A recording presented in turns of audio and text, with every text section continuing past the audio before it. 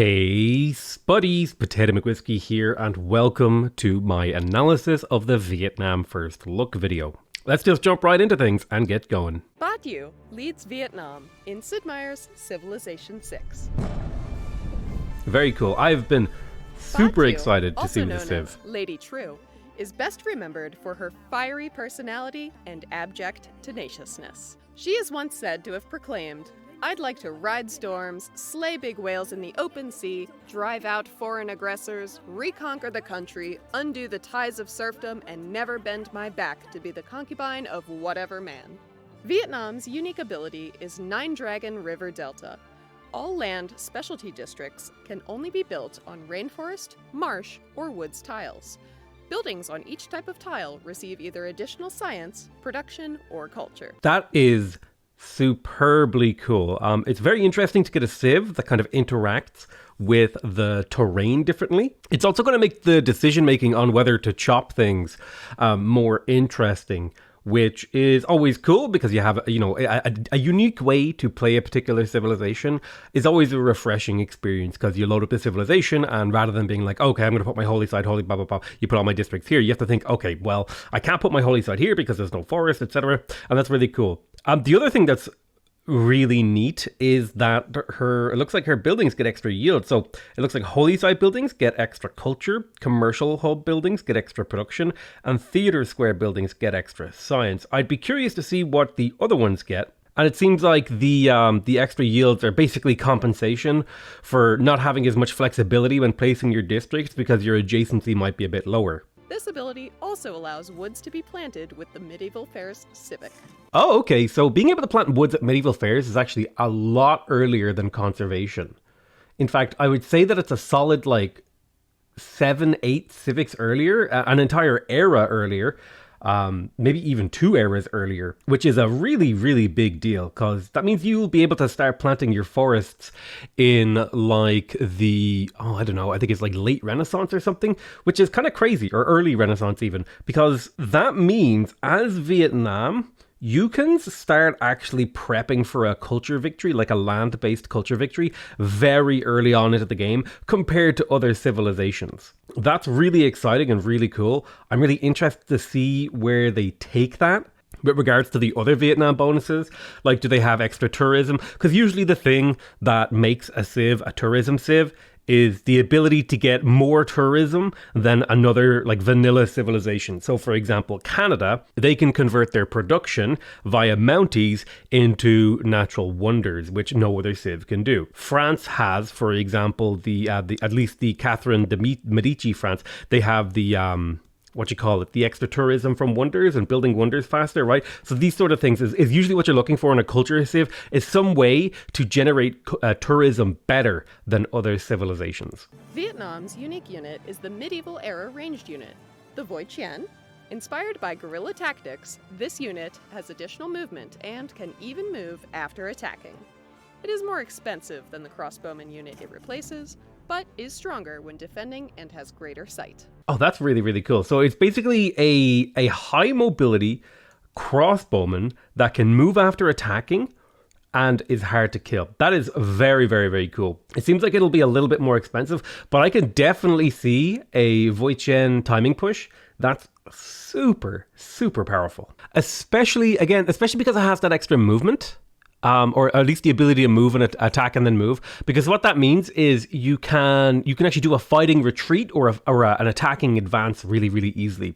And it also means, for example, in a choke point, you could shoot and then move and then put a new Voi Chien on that tile and then shoot and then move, and you could potentially use a single tile to get 2 to 3 attacks depending on how much movement these guys have. You could use great generals to get even more movement, but that's super, super interesting. And because they're also tougher too, it might be actually worth it to go the garrison anti-city line with these guys and basically use them as quasi-siege units in the early game.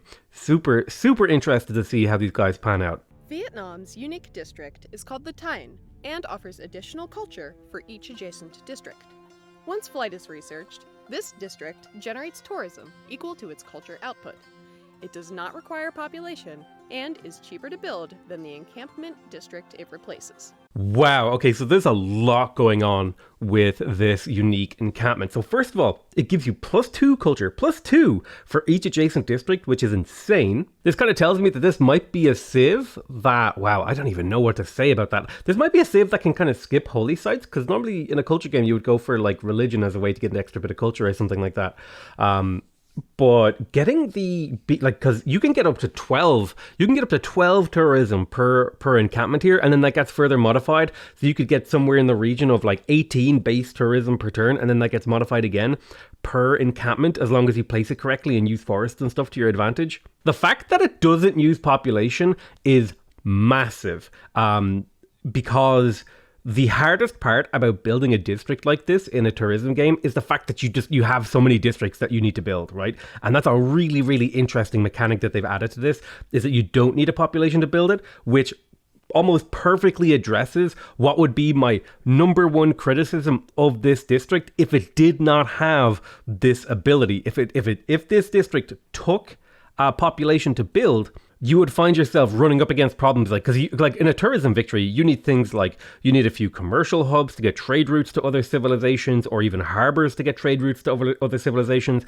You're going to need to get you're going to need theater squares in as many cities as you can manage. Ideally, you would get some sort of faith so that you can get rock bands and naturalists and stuff like that. So you're going to want holy sites. You're probably going to want a couple of campuses to get a little bit of extra science, to get the computers a little bit quicker for your tourism modifiers, as well as all the nice buildings and the late game stuff like flight. Right, you want to get the flight fairly quick. So yeah, this is just pretty crazy. It's a half-cost district as well. Oh, this is actually being able to build encampments and they don't require a population.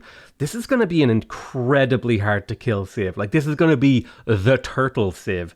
They are going to be impossible to break, and I'm actually kind of terrified at the prospect of an AI player using this civ, because I can already envision just like the sheer number of encampments. And the AI already loves to build encampments. And so if the AI can build an encampment that doesn't take population and is half cost, their entire civilization is just going to be coated in these things and really, really tough to break.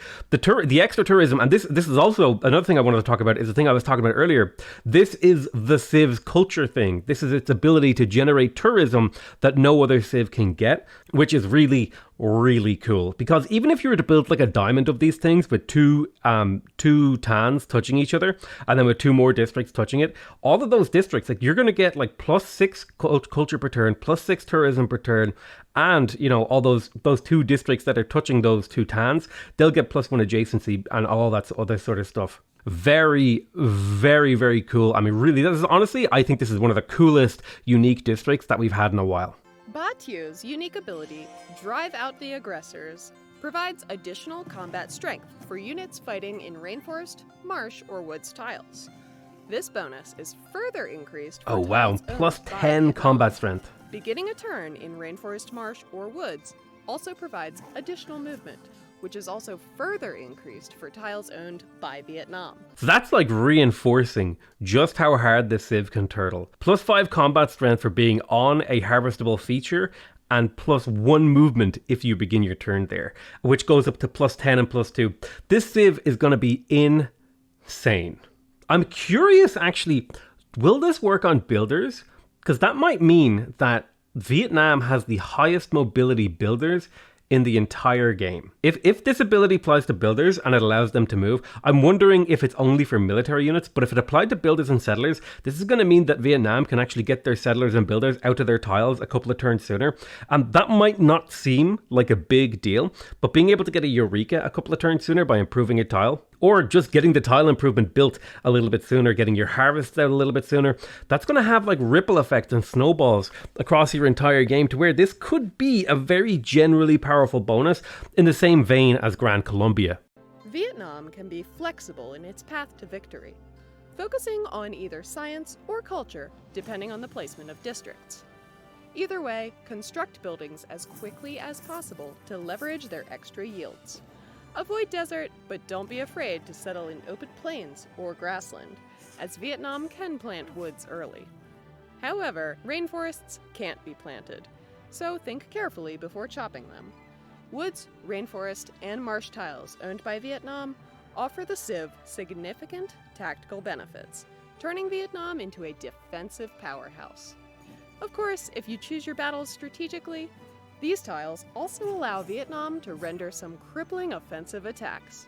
For these reasons, watch out for forest fires and volcanoes, which can be especially devastating for this civilization.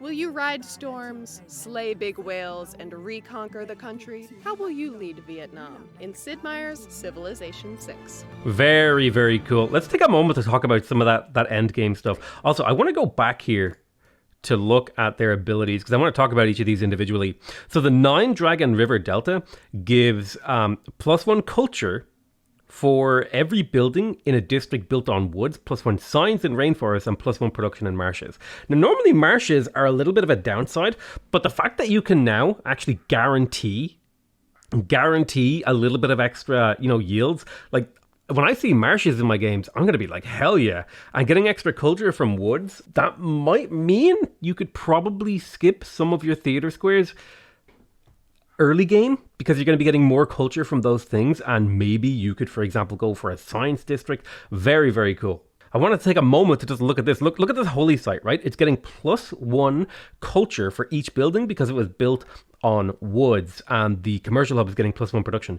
Again, this is like, I would be really interested to see like an arboreal wet world with Vietnam. If it would be really cool if they released a map script like that. That would be so cool. Curiously, the encampment didn't get those benefits. Was the encampment built on a empty tile? Oh, it looks like the encampment may actually be able to be built on empty tiles, but I could be wrong, because that's actually quite a bit further into the game. So perhaps there was a forest placed on that tile. I can't quite tell just yet. Now, I can't tell if there's a forest on this encampment tile, but it would be really interesting if it's not getting the benefit of that, because ideally this should have +1 culture. If a forest was planted on this tile right here, it would have +1 culture in each of these buildings. So maybe the tan can be built on non-featured tiles. Also, I'm really curious as to why the adjacency on these districts are so high. Like, the campus is a +3. Is that because maybe, is it getting +1 adjacency from these two? And then I guess there must be, I guess the rainforest isn't harvested, so it must be underneath this theater square, and then there's just a surrounding of rainforest. Interesting, very interesting. I don't think that these extra yields are going to make or break the civilization, but they are going to mean that you just end up in a slightly better position than any other civ. Kind of like the way if the extra movement applies to builders, you're just going to be in a slightly better position than other civs. But again, this really just feels like making up for the fact that your district adjacencies are going to be quite low in general, because you're a little bit more restricted on where you can place districts. And it also has to make up for the fact that you won't be able to harvest quite as much as this civilization.